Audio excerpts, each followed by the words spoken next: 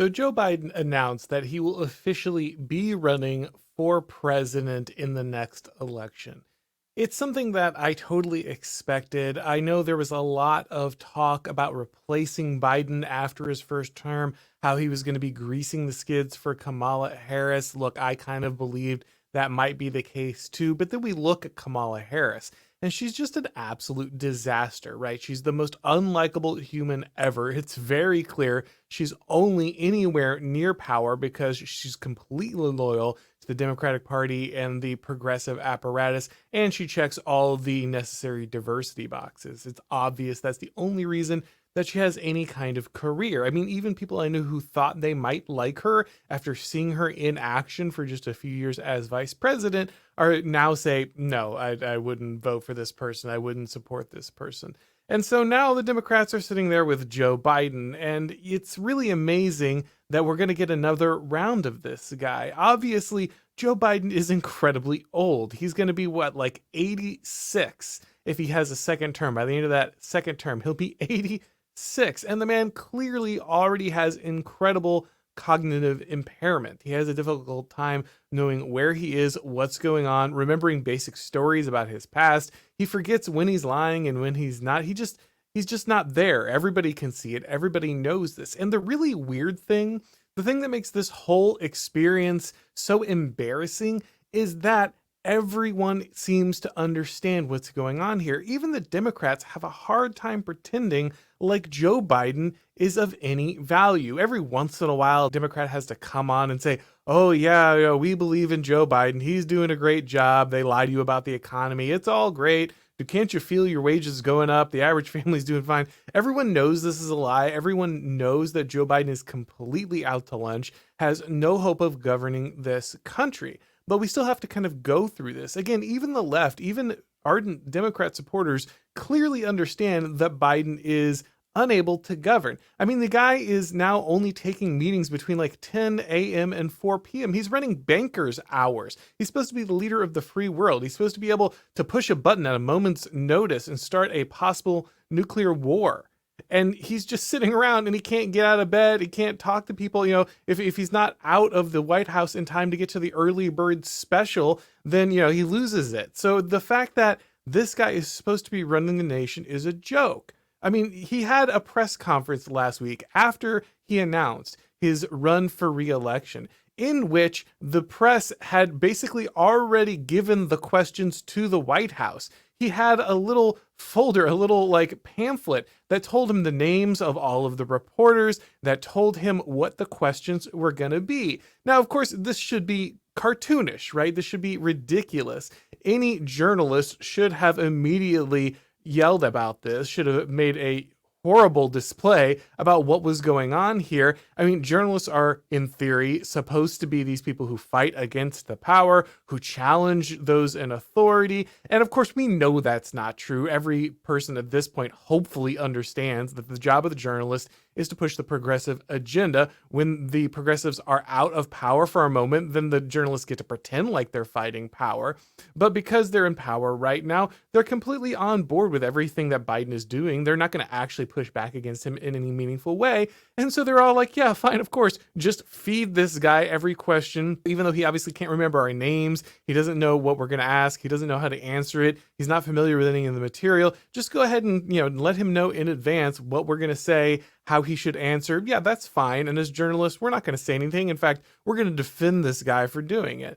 So he can't do anything. He can't even go to a press conference. He can barely read a teleprompter. He can't get out of bed at a decent time. He has to shut down before 4 p.m. Make sure he gets back and, sits down in the recliner with a blanket, turns on a Western and falls asleep by 5 p.m. I mean, it's absolutely insane. And yet we continue to pretend that we are in some way a democracy, a government in which people are elected and represent you. The people who are elected rule. Now, don't get me wrong. Everyone understands that presidents don't actually do all of the running of the government. Okay, of course, they have cabinet members, they have staff, they have advisors. It's been very clear, Donald Trump wasn't making every single decision, obviously.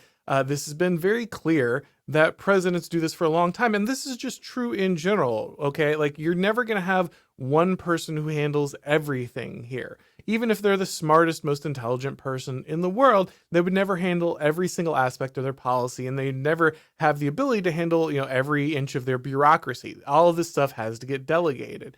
But that's not what we're talking about here. We're not talking about some wise individual who's leading the country encircled by the best and the brightest, holding kind of a symposium to gather all of their knowledge and then bring it to bear on his decision-making process. What I mean is, Joe Biden very clearly is not making decisions. Joe Biden is very clearly not the president of the United States. And I'm not making any kind of assertion about the election, though remember, we are supposed to believe that Joe Biden got the most votes in American history. All the history of American elections, Joe Biden is supposed to be the guy who did the best, who got the most votes you've ever seen. You have to believe that, and if you don't believe that, you're probably an insurrectionist. You're probably some kind of traitor, right? And the FBI will start keeping tabs on you. You're supposed to believe this, that Joe Biden got the most votes. But we'll just say that that's the case, right? We'll go along with that for a moment.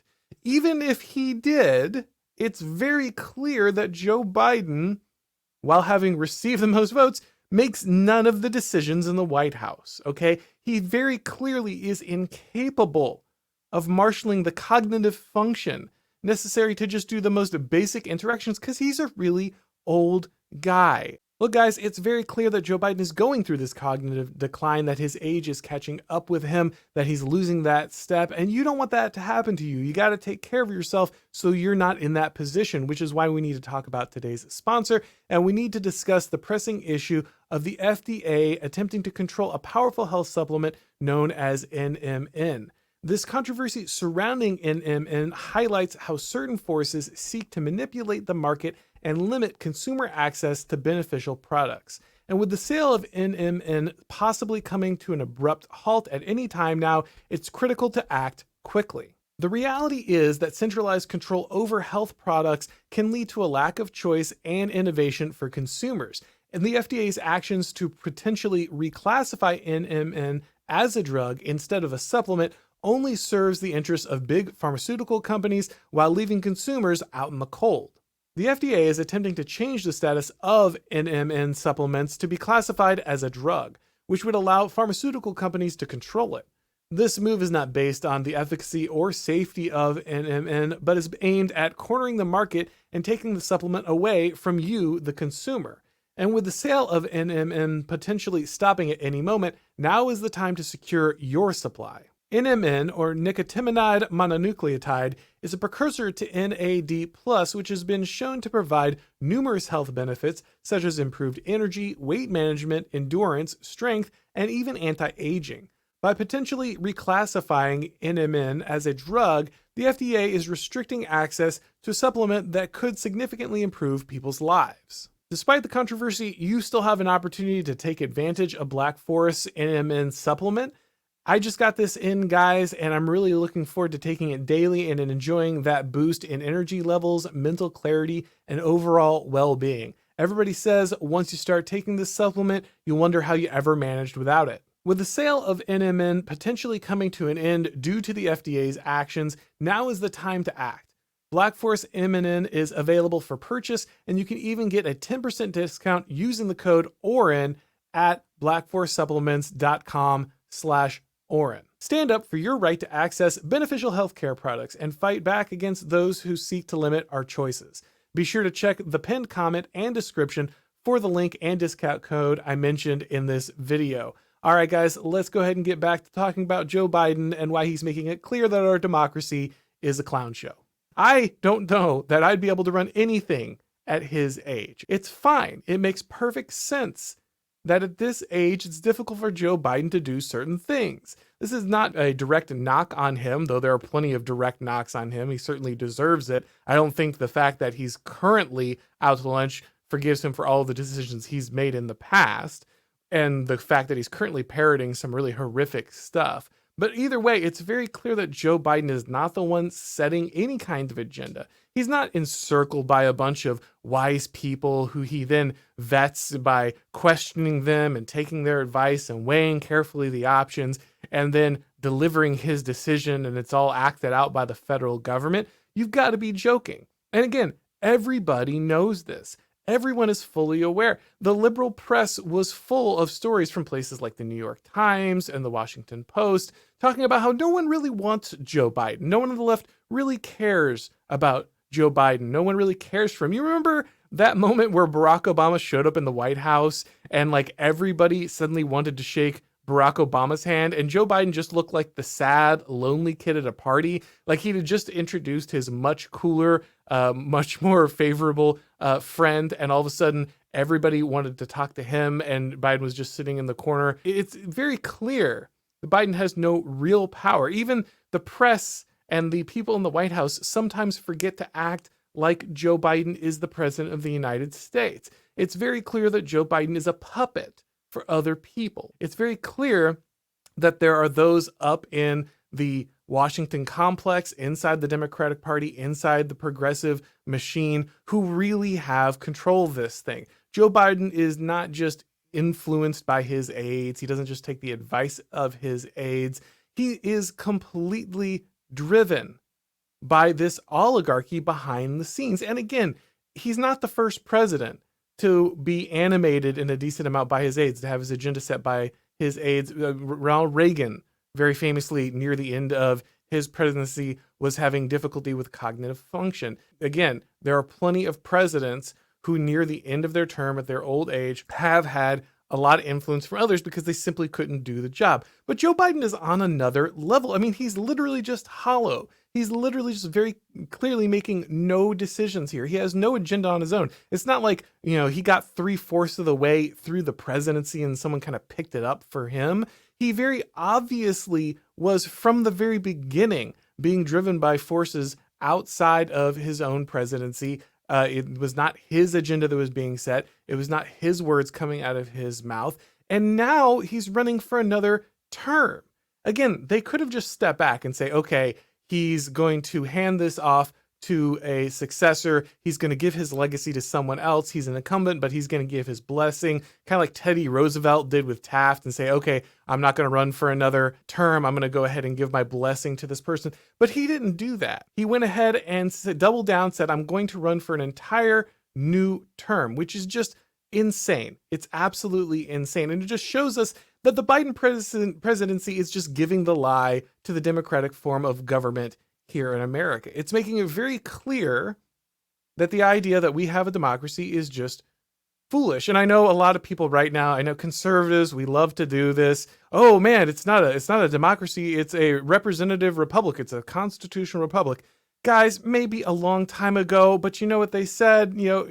It's a republic if you can keep it. And you didn't. We didn't. It's not a republic anymore. It hasn't been for a very long time. I'm sorry. I hate to break it to you. Yes, there are still a few vestigial organs of the republic. We still have the Senate. We still have the Electoral College. And to be fair, these are the only things that are completely just keeping the Democrats from destroying the country. To be fair, though, those last vestiges of republicanism, they do serve a purpose. I'm not decrying them. If it wasn't for that little bit of federalism, if it wasn't for that little bit of republicanism, then we probably would just be completely under a democratic, progressive, total state. That would just be the case right now. There'd be no hope in pushing back. But it's very clear that a long time ago, we transitioned away from a republic into a democracy. And it's very rare that anyone except a few stodgy conservatives even take the time to correct themselves. I mean, the Democrats, all they do is whine about are the dangers of our democracy. Democracy dies in darkness, the Washington Post. The only thing anyone ever defends anymore is democracy. When George Bush talks about spreading democracy and freedom overseas, right? He didn't talk about spreading republicanism, right? It's very clear that even those who are quote unquote conservatives think primarily of America as a democracy and the spreading of its values or government as democratic ideas or democratic government or values. not Republican values. Okay. And at this point, we can't even pretend like democracy as it's described is really functioning. Because again, Biden, it's just democracy with clown shoes. It's so clear that he's not leading. It is so clear that the election means nothing, at least when it comes to Joe Biden being in power. It is his advisors. It is the people behind him. It is the people who are animating him, writing the policy for him, writing the speeches for him, propping him up on stage and handing him the little trifold paper pamphlet that tells him what kind of questions he's getting today. It's the press themselves that continue to pretend like Joe Biden is an actual executive making decisions, having some kind of impact on what's going on. Your elected representative here, your elected president, does not make the decisions. He is incapable of making the decisions.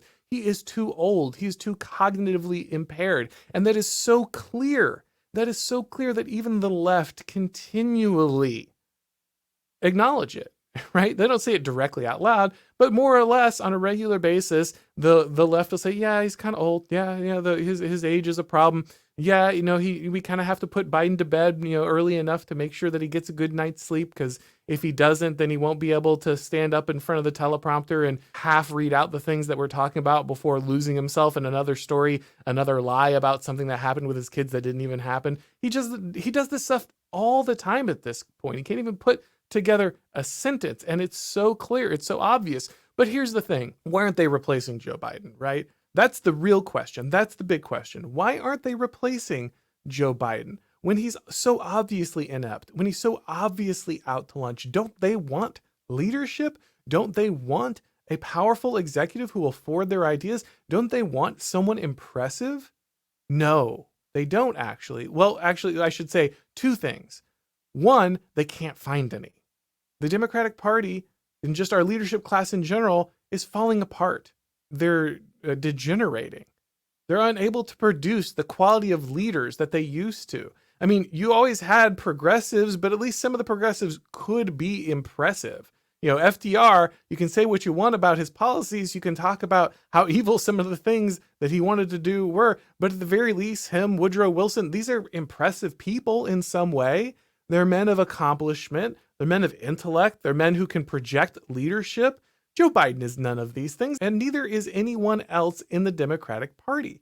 It's just very clear that no one in the Democratic Party has this kind of charisma anymore. Barack Obama was kind of their last gasp of this. He still was a joke a lot of the time. He still was affecting fake accents and talking in over-dramatized ways to trying to sound grandiose and try to sound like he's from places that he's not. But I mean, he really was the very last person who could even kind of pretend to be impressive in this way. Look at the Democratic bench, right? Who's on this? Who's coming up? Who's the next generation? What do you got? You got what? AOC?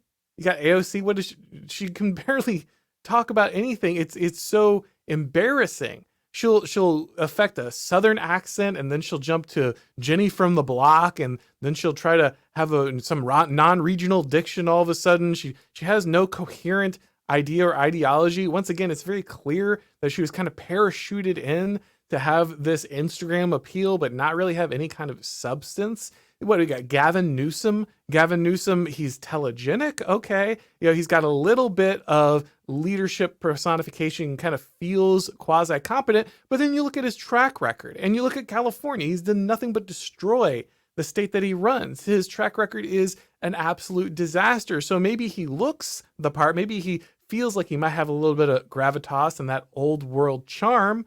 But beyond that, he has no competence. He has no ability to do anything. And he certainly has no leadership, no agenda. If you ever heard him on the Adam Carolla show forever ago, if he gets any kind of real question for just 2 minutes, he completely falls apart and embarrasses himself.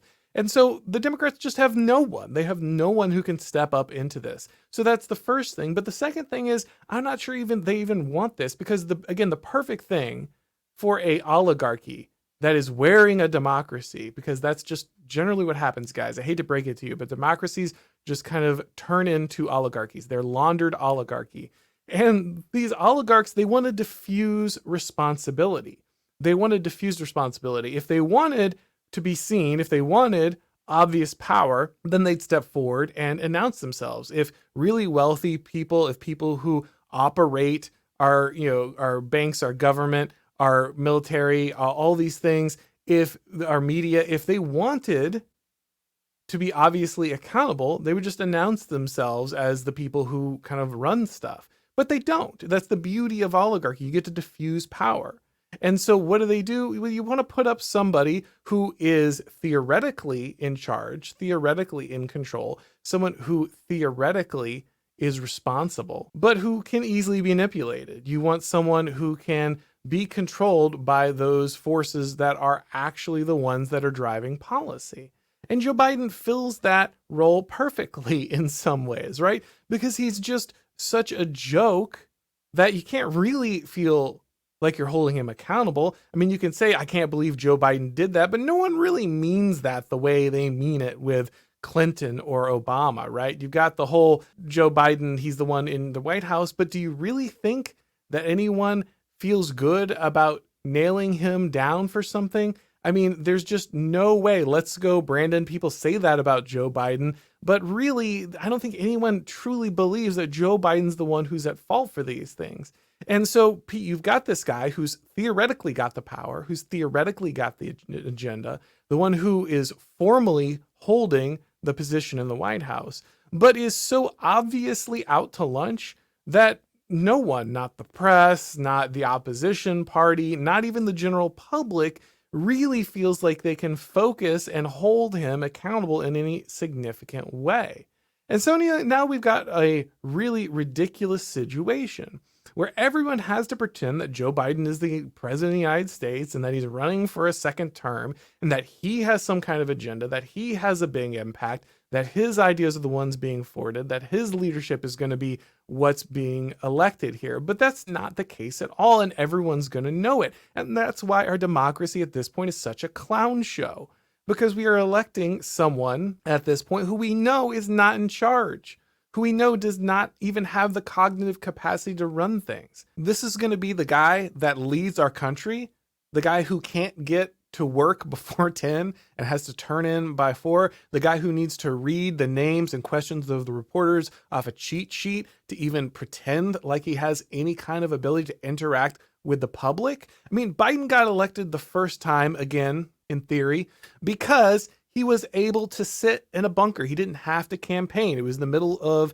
COVID, okay? He couldn't go out and shake hands. He couldn't go to major events. He basically was just hidden around for a few months, and everyone was told to hate Trump long enough, and eventually he ends up being installed as president. But you don't get to do that a second time. Joe Biden can't just hide. I mean, maybe he can. We're basically at the point where we're not even going to do presidential debates anymore. I mean, even Trump has kind of said this. And again, at this point, who are we joking? Well, what kind of system are we trying to pretend that we have? If neither candidate wants to do debates, no one is willing to actually interact and answer questions, have any kind of theoretical marketplace of idea interaction. No one is willing to have their policies measure up and weighed against and questioned in public and called to account. We're pretty far away from the Lincoln Douglas debates, guys. I mean, you really have to be blind to continue to believe that what we have going on, this clown show, is an actual representative republic. It's just not the case, okay? And I just don't know how anyone can continue to pretend like this matters. Sorry, I've been ranting a little bit all over the place here, but my point here is, guys, is just, I guess Joe Biden is an embarrassment.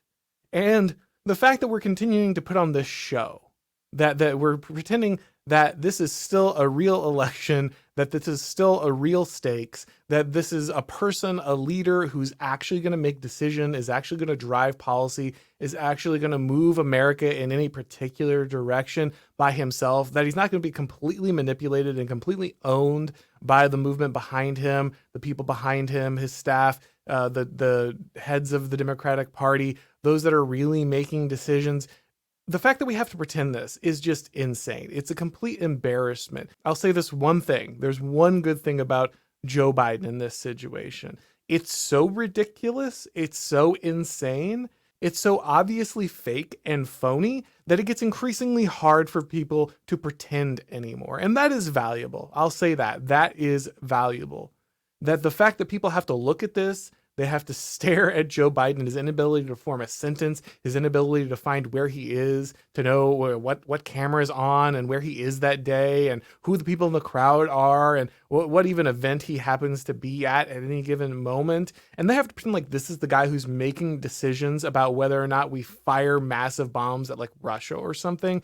The fact that people have to stare this in the face is valuable, because again, it really just gives the lie to the idea that this is some kind of representative form of government. We all know it's not. We all know it isn't the case. It's so clearly the case that the Democrats can barely even pretend that this guy is in charge anymore. They can barely even be bothered to pretend that he's actually going to provide any kind of leadership or input into what's happening in the country. And I think that's actually a good thing. The quicker we formalize what's happening here, the quicker people understand what's really going on, I think that's better at the end of the day.